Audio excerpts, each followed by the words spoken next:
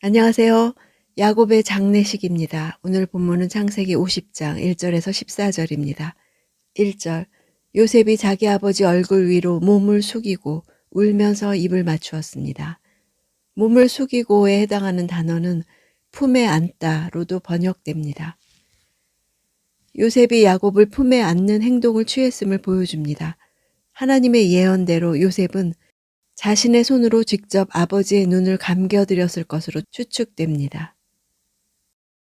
2절 요셉이 자기 종들과 의사들에게 명해 자기 아버지 이스라엘의 시신을 향료로 처리하도록 했습니다. 그래서 의사들이 이스라엘을 향료로 처리했습니다.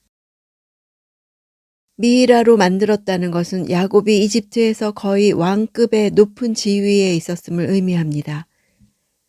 이스라엘 사람으로서 미이라가 된 사람은 야곱과 요셉뿐입니다. 향 재료를 넣는 일은 훈련된 제사장들이 수행하는 갖가지 의식이 수반되는 과정이었습니다. 요셉은 의사들에게 맡겼습니다. 먼저 내장을 제거하고 시체를 40일간 향료액에 넣어두었습니다. 이집트인들은 죽은 후에 영혼을 위한 저장소로서 시체를 보존해야 한다는 믿음이 있었습니다.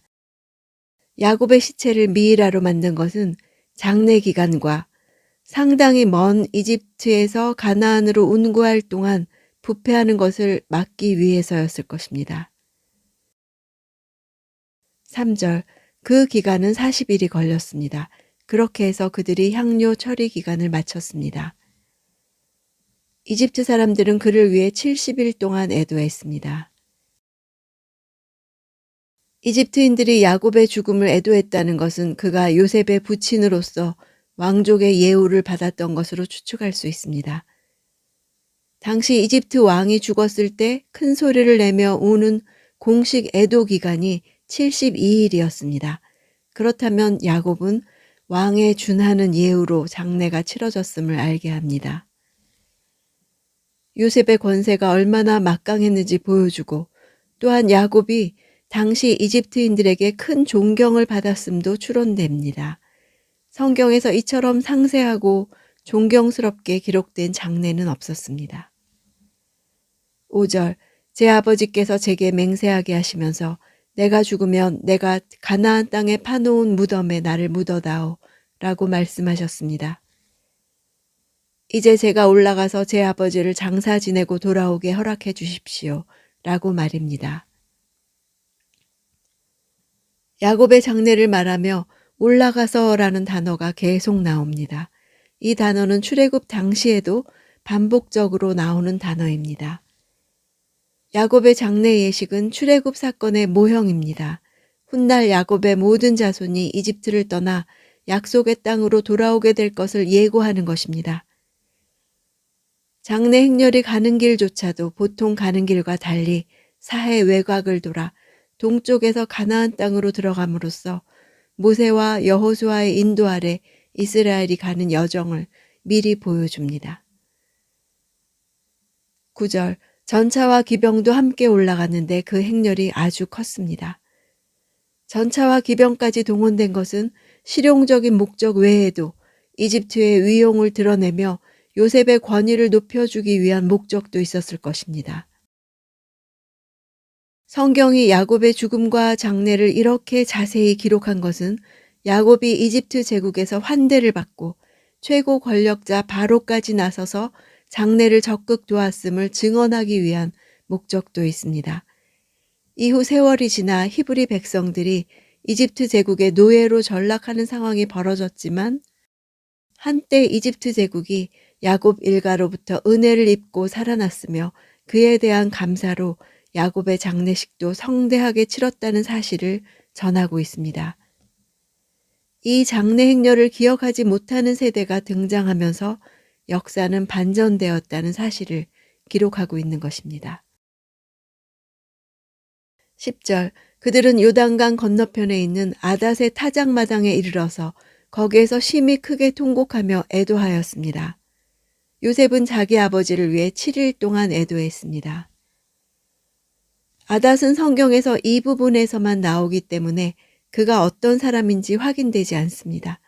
다만 많은 조문객들이 7일간이나 머물 수 있는 넓은 타작마당을 갖고 있었던 것으로 보아 상당한 부자였으며 당시에는 잘 알려졌던 사람이었던 것이 분명합니다.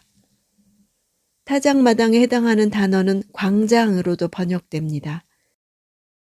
타작마당은 곡식을 타작하기 위해 만든 넓고 평평한 광장으로서 알곡을 모으며 쭉정이를 날려보내기 위해 바람이 잘 부는 언덕에 위치한 경우가 많았습니다.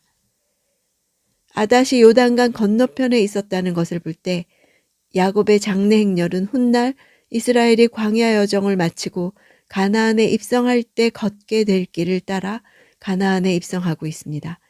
야곱을 장사하러 올라가는 후손들에게 출애굽을 미리 경험시키신 것입니다.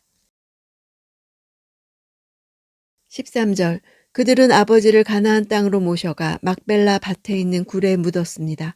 그곳은 전에 아브라함이 묘지로 쓰기 위해 햇사람 에브론에게서 밭과 함께 사두었던 곳입니다.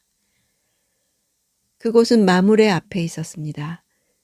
야곱의 생애는 고향과 시리아와 약속의 땅과 이집트를 오가는 지리적인 여행이었다고 할 수 있습니다. 이 순례길을 통해 하나님을 향해 나아간 것이었습니다.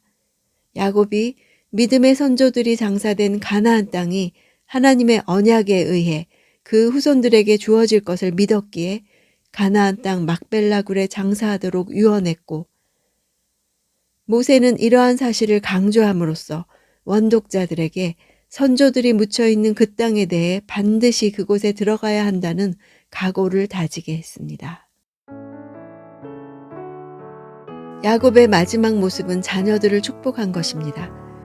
우리가 어떤 유산을 남겨야 하는지, 자녀들에게 어떤 역할을 감당해야 하는지, 내 삶의 사명들을 어떻게 이루어야 하는지 보여줍니다. 야곱은 마침내 자신이 있어야 할 자리에 도달한 것처럼 보입니다. 길고 고달픈 여정을 거쳐 인생의 목적지에 제대로 도착한 것입니다. 히브리서 11장 21절에 믿음으로 야곱은 죽을 때 요셉의 아들들을 각각 축복했으며 자기 지팡이 머리에 몸을 기대며 하나님께 경배했습니다. 야곱의 지팡이는 그의 인생 여정을 잘 보여주는 물건입니다. 집을 떠날 때부터 죽음에 이르기까지 가지고 다녔습니다. 야곱이 나약한 몸을 지팡이에 대고 몸을 굽혀 경배한 것은 그의 인생 전체를 담아 경배한 상징적인 행위였습니다. 그의 경배는 평탄한 인생을 허락하신 하나님께 보답하기 위한 것이 아니었습니다. 비극과 상실과 고난과 슬픔은 언제나 그의 곁을 떠나지 않았지만 그 과정에서 하나님을 생생하게 경험했기에 그분을 경배할 수밖에 없었습니다. 야곱은 괴로운 인생살이를 겪으며 거룩한 중심으로 나아갔습니다. 우리도 많은 것을 잃고 치열한 싸움에 시달리고 깊은 상처를 입는다 해도 하나님을 경배하는 데까지 온전해지고 성장할 수 있기를 간절히 원합니다.